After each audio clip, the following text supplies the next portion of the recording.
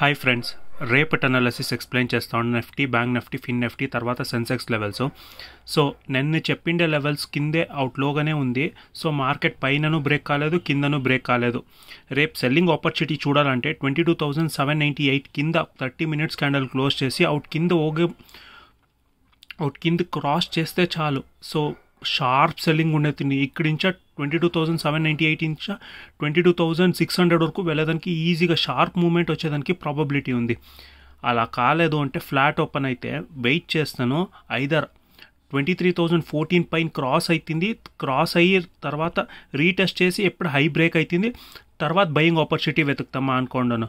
Retest చేయక అట్లించి అట్లే market పెరగకపోతే నాకు ఇంట్రెస్ట్ లేదు బయింగ్ ఆపర్చునిటీలో.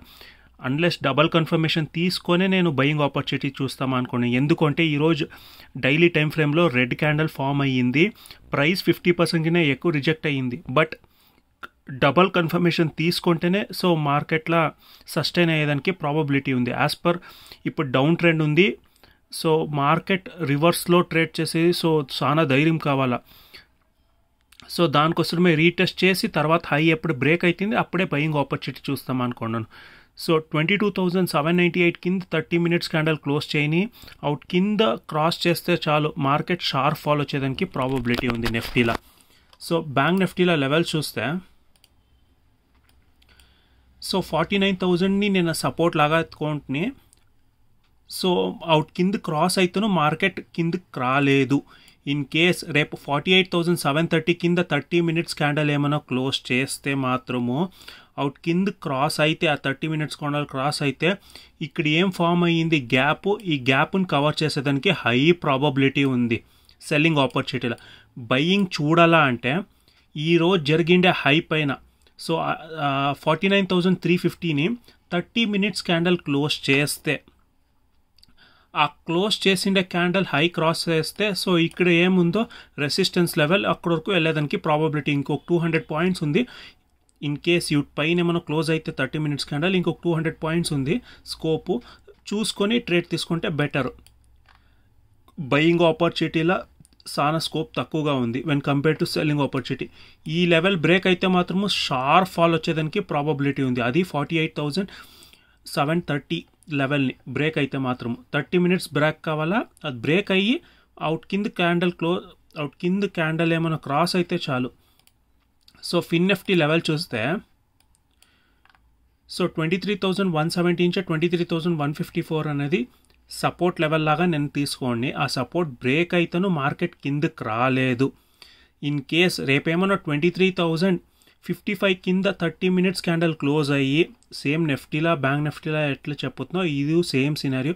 23,055 కింద 30 మినిట్స్ క్యాండల్ క్లోజ్ అయితే ఆ 30 మినిట్స్ క్యాండల్ క్రాస్ అయితే మాత్రము డెఫినెట్గా షార్ప్ ఫాల్ వచ్చేదానికి ప్రాబబిలిటీ ఉంది. సో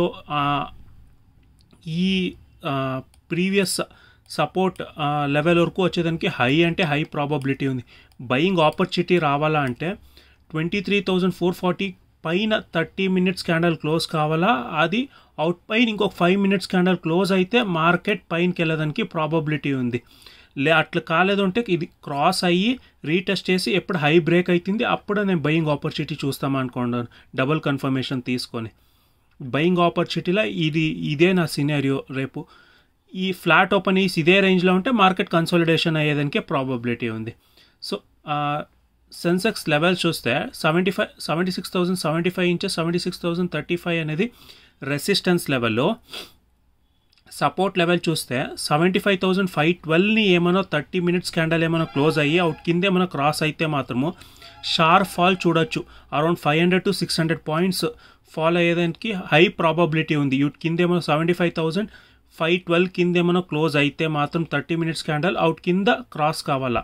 ఆ 30 మినిట్స్ క్యాండల్ క్రాస్ అయితే సో ప్రాబబిలిటీ ఉంది మార్కెట్ కిందకు వచ్చేదానికి. బయింగ్ ఆపర్చునిటీ చూడాలా అంటే అన్లెస్ 76,100 పైన మార్కెట్ 15 మినిట్స్ క్యాండల్ క్లోజ్ కావాలా. మళ్ళీ రీటెస్ట్ చేసి హై ఎప్పుడు బ్రేక్ అవుతుంది తర్వాత బయింగ్ ఆపర్చునిటీ చూస్తే better.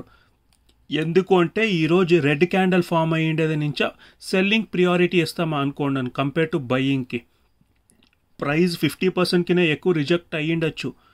So as per price action ప్రకారము మార్కెట్ డౌన్ ట్రెండ్లా ఉంది. మార్కెట్కి కిందికి ప్రియారిటీ ఇస్తామా అనుకున్నాను ఈరోజు ప్రైస్ యాక్షన్ జరిగిండేది నుంచి. బయింగ్ చూడాలంటే అన్లెస్ రీటెస్ట్ చేయక మార్కెట్ రీటెస్ట్ చేసి ఎప్పుడు హై బ్రేక్ అవుతుంది అప్పుడే నేను బయింగ్ ఆపర్చునిటీ చూస్తామా. ఈ అన్ని కండిషన్లు రేపు ఏమైనా జరిగితే మాత్రమే ట్రేడ్ తీసుకుంటామా అనుకున్నాను నా ట్రేడింగ్ ప్లాన్లా. సో నా అనాలిసిస్ మీకు ఏమైనా ఇష్టమైతే ప్లీజ్ ఒక లైక్ చేయండి ఫ్రెండ్స్. Thank you.